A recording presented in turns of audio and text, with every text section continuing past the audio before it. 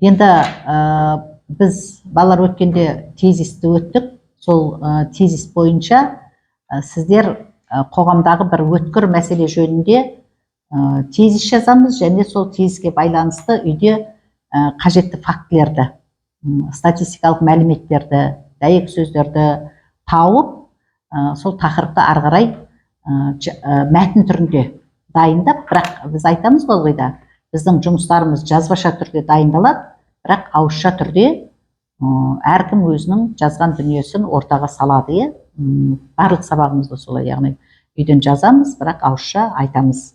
Соның енді бүгін мынау дөңгелек үстел түрінде ұйымдастырып отырмыз. Біздің қоғамда қандай үлкен проблемалар бар деп айттық? Қандай мәселелер бар біздің ортамызда қазір, бүгінгі заманауи ортамызда? Темекі және оның зияны. Темекі үлкен проблема. Экология. Кедейлік өте жақсы. Дұрыс, қоршаған ортаның ластануы дейді. Экологиялық мәселелер бар, үлкен күрделі. Тағы қандай мәселе бар? Құмар ойындар. Құмар ойындар деген мәселе бар, өте жақсы.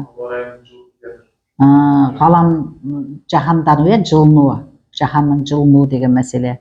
Жақсы, студенттердің ортасында мәселе жоқ па? Қазақ тілі мәселесі өте жақсы. Яғни студенттердің қазақ тіліне қарым қатынасы дегенде қазір үлкен мәселе.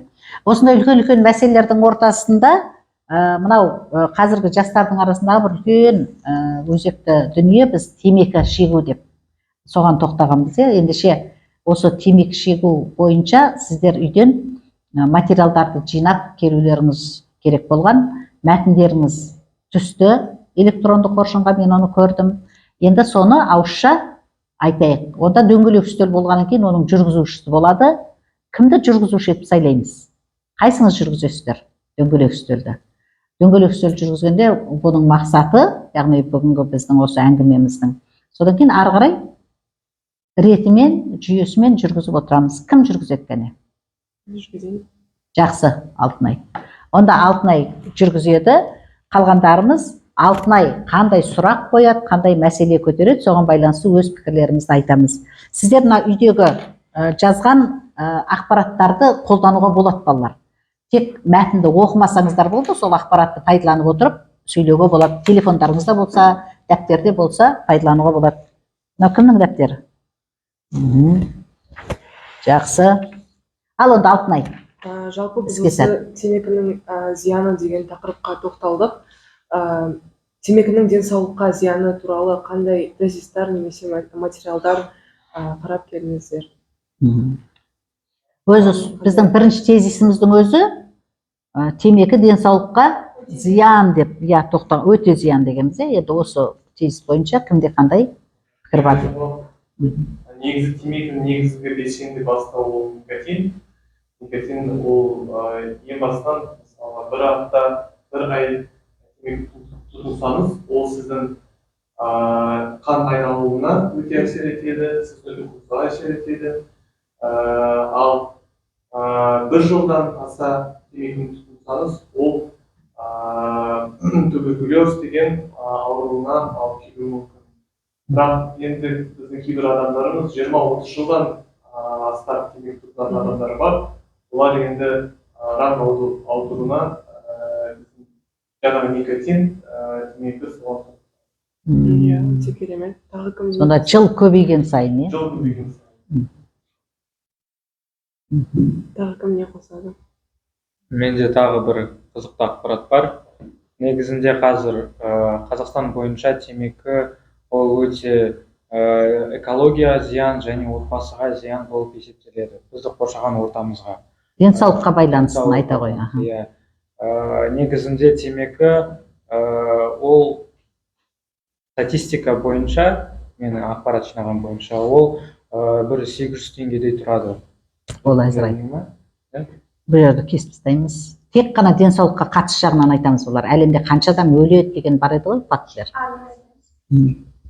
Қазіргі таңда темекі шегетін ер кісілердің, әйелдердің және де ең қорқыныштысы ол жасөспірімдердің саны өсіп жатыр. Шылым шегетін адамдар шегудің салдары туралы тіпті ойламайды. Статистикаға қарасақ, жылына шылым шегудің ауруларынан 5 миллиондай адам қайтыс болады екен. Әлемде. Әлемде, иә. Және де бұл өте қорқынышты. Адамдар шылым шегіп, мында ойламайды, не болатынын алдында, не күтіп тұрғанын. Өте керемет. Тағы не қосамын? Дауысын шығарып сөйлейміз. Адамның психикасына ғана емес, оның ішкі органдарына да әсер етеді.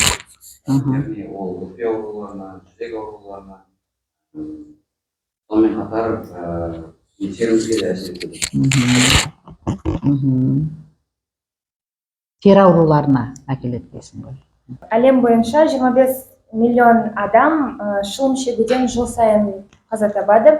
Ал Қазақстанда жалпы шылым шегетін адамдардың саны 5 миллион. Сонымен қатар әрбір шылым шеккен сайын адам өмірі 12 минутқа қысқарады. Және шылым шегетіндердің 80% өкпе ауруларына шалдыққан. Осындай ақпараттарды. Өте керемет мәлімет. Өте керемет мәлімет, өте қорқынышты мәлімет. Алтынай. Жақсы нәрсені керемет деп айтады. Өте қорқынышты мәлімет. 12 минутқа дұрыс. Тағы да алып қосарларыңыз. Темекінің түтінде 200-ден аса жаман нәрсе бар. Оның ішінде 60 ол канцероген. Олар рак Ауруларын.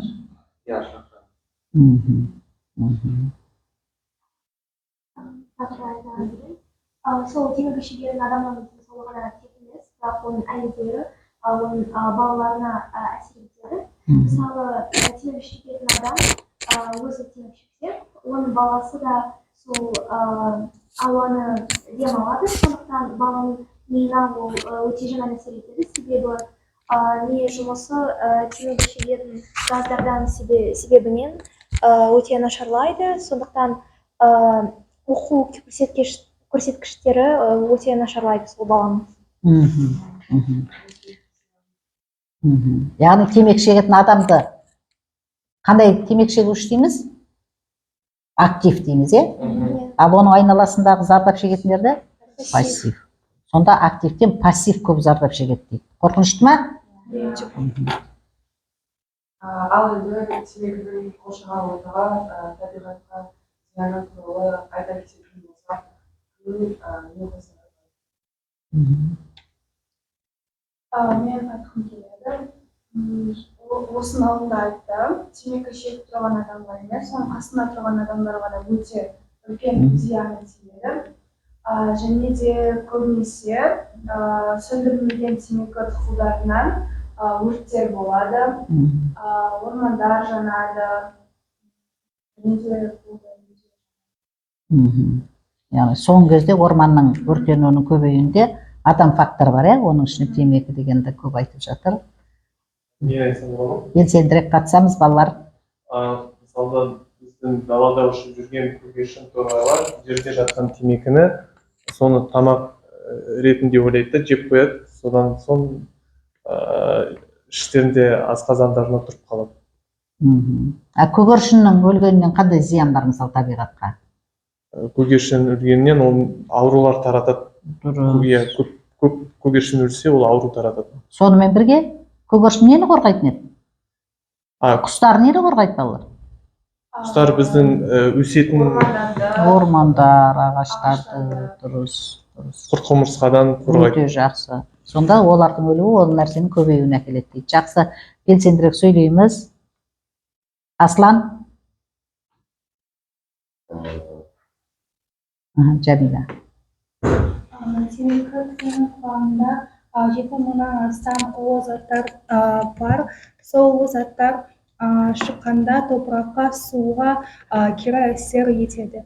Және де статистика бойынша қаладағы 30-40% қоқысы бұл сол темектің қалай? Темектің темекіден Иә, тұқылдар. тұқылдарынан болады. Жақсы. өзіміздің экологиямызға өте зиян. Тағы Өзімді айтатыным болса айтып отыр алтынай. Иә, осы неде тақырыпта. жұмысында 5,5 миллионнан астам темекі және олар темекі өсіру үшін үлкен аумақтар және су мен химиялық тыңайтқыштарын көп өсіру көп пайдалы керек, сондықтан ол да табиғатқа теріс әсер етеді. Өте жақсы. Яғни бірі екіншісіне. сонымен қатар темекі атмосфераға үлкен зиян тигізеді, өйткені одан шығатын түтін озон слойын Қабатын. бүлдіреді, және де соның кесірінен жаһанның Жылынуы. Жақсы.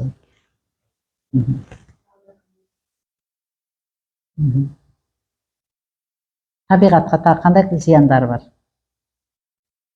Жан-жануарды қырады екен, жаңа өздерің айтқандай. Теңізге тасталса, ол жақта балықтарды қырылады екен, ормандар өртенеді екен. Тағы? Аслан? Тағы біздің демалатын ауамызға да әсер етеді. Ауа ластанса, не ластанады болады адамның? Біздің денсаулығымыз. Өкпе ауырады, ал өкпесі ауырған адам ол еш нәрсеге жарамайды. Жақсы. және де қаланың мәдениеті түрі өзгереді, өйткені адамдар көбінесе оны қоқысқа лақтырмай жерге лақтырады, және де біздің қаламыздың көркі кетеді. Өте жақсы, өте жақсы. Сонда сол сөзге қосылам, көрінген жерде темекінің жерде жатқаны ол біздің мәдениетімізге сай емес. Жақсы, жақсы. Ал енді біз темекінің қаржылай адамға зияны туралы айтатын болсақ, Қаржы жағынан да зияны бар дейсің бе? Жақсы. Бір минут. Мен ойымша, темекіге ақша құрту ол өте ақымақ шешім. Біз сол ақшаға өте пайдалы көп нәрселер аламыз. Өйткені темекі ешқашан да бақытқа, сау әлемге жетелеген емес. Сондықтан мұндай жаман әдеттерден біз құтылуымыз керек. Кім темекі шегеді, ал кім темекі шекпейді, ол ешқашан оған жақындамау керек. өте дұрыс айтыңыз. Темекі ауаға кеткен ақша деген тезисқа Негізі, менің ойымша, мен Расуланың Пікірімен келісемін, себебі темекіге ақша құрту ол ең жаман нәрсе. қанша ақша кетеді екен бір темекке? Бір темекке 800 теңге кетеді. Соған байланысты осы адамдар темекке ақша кетіріп, айына ақпарат бойынша бір 30 мыңдай кетеді. Айына? Айына. Бұл өте, бұл негізі біздің тек бізге емес, және біздің отбасымыздың бюджетіне жаман әсер етеді. Айына 30 мың кетсе, жылына қанша кетеді екен, есептедіңдер ме?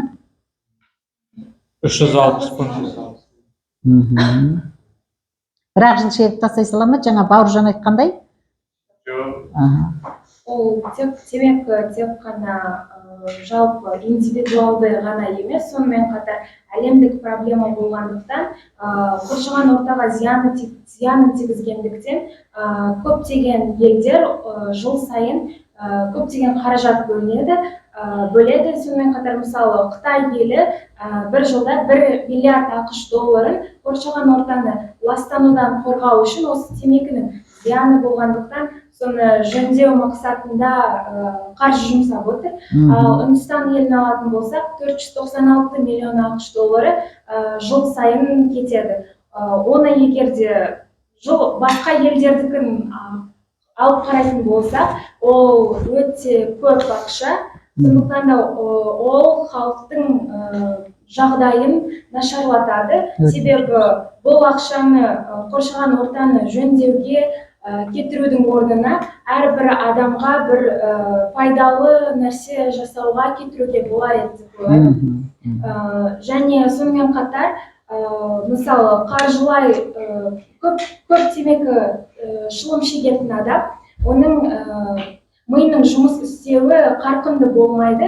Себебі одағы көптеген улы заттар адамның миындағы керек пункттерді жұмыс істеуін баяулатады, функцияларын баяулатады. Сондықтан да адамның көп ақша табуға деген потенциалы, көп ақша табуға деген қабілеті баяулағандықтан оның ақшалай айлық қаражаты да азая бастайды. Сондықтан да ол тек қана адамның ғана проблемасы емес, ол экономикалық жағынан қараған кезінде ол мемлекеттік, сосын ғаламдық проблема, және кедейлену де осының әсерінен болады.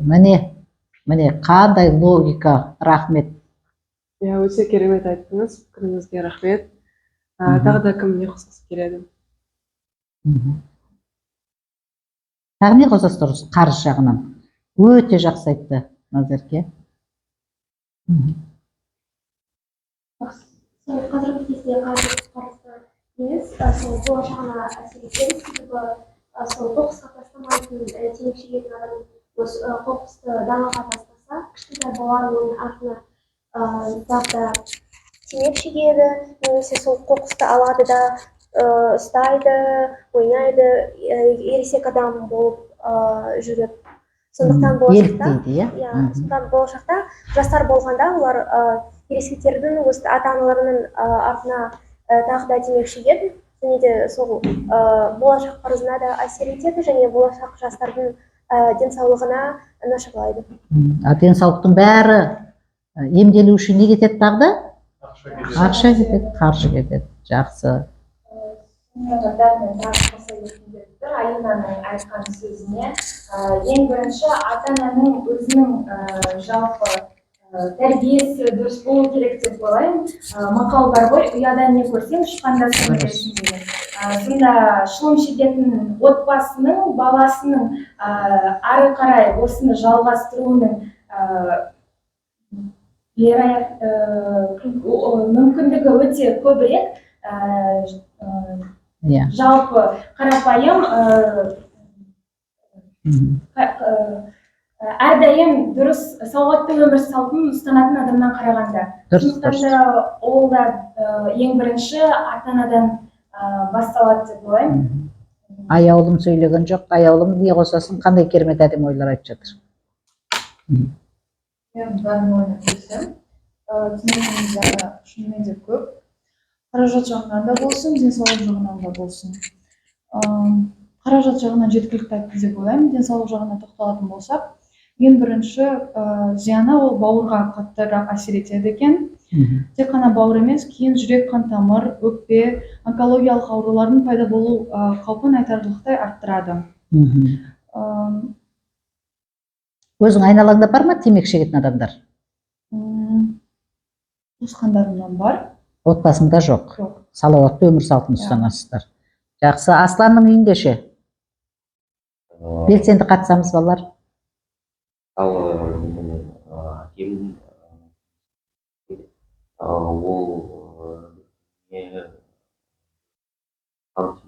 Қорап.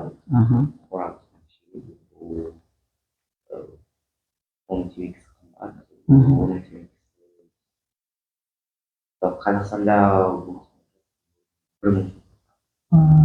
шетелден алдыра ма сонда?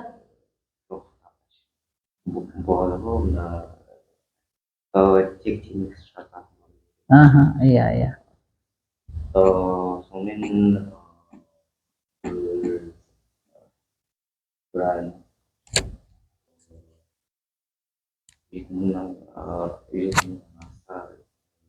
бір аптада, иә?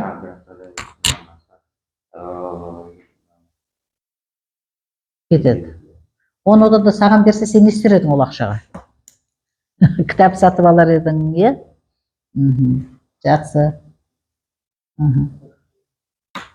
Тағы айтарларың бар ма? Алтын ай жүргіземіз белсенді. Басқа қосарларыңыз жоқ болса, онда біз жалпы қандай қорытындыға келеміз? Не істеу керек осы темекіні? Қандай ұсыныстарың бар мысалы?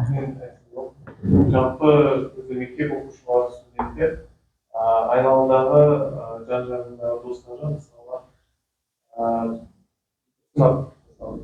жаңағы бір темекіні тұтынсаң еш нәрсе болмайды. Бұл өте жақсы, саған бір әсер береді. Соны жоқ мен шекпеймін деп тырысып айтсаңыз да олар сізге жаңағы ұсынады. Бірақ менің жас студенттерге айтқым келіп жатқаным ол сіз оны бір рет тұтынасыз, 2 рет, 10-20 ретке айналған соң сіз тәуелді боласыз. Никотиннің тәуелділігі өте зор. Біз одан көптеген адамдар 30 жыл, 40 жыл бойы тұтынып келеді да, бірақ тастағысы келгенде тастай алмайды. Өте тәуелді болады. Мен жастарға айтатыным, қандай да жан-жағыңыздағы достарыңыз сізге ұсынса, оған жоқ деп айту керек. Жоқ деп айта алуларыңыз керек дейді.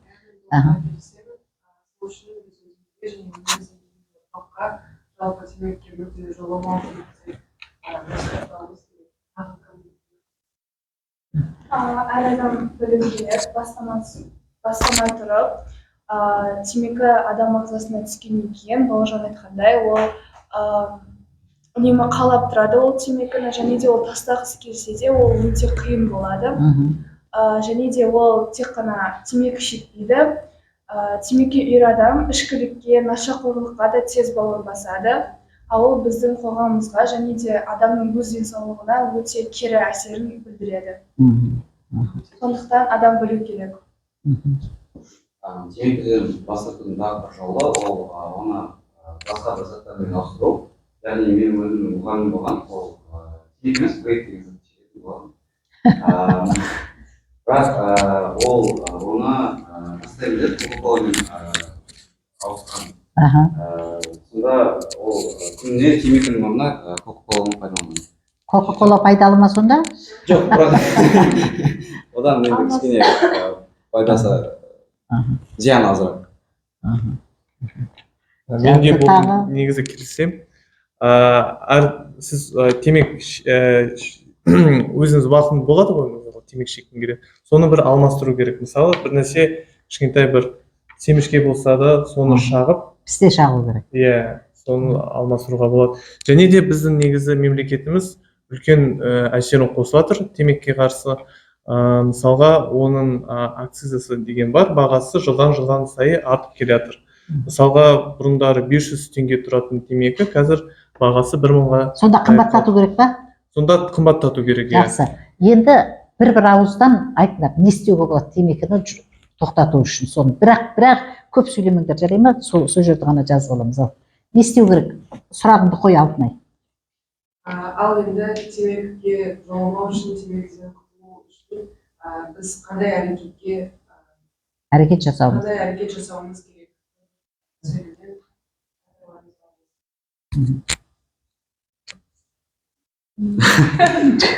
Өзім айтқандай, өздерің ойласаңдаршы логикамен, не істеу керек?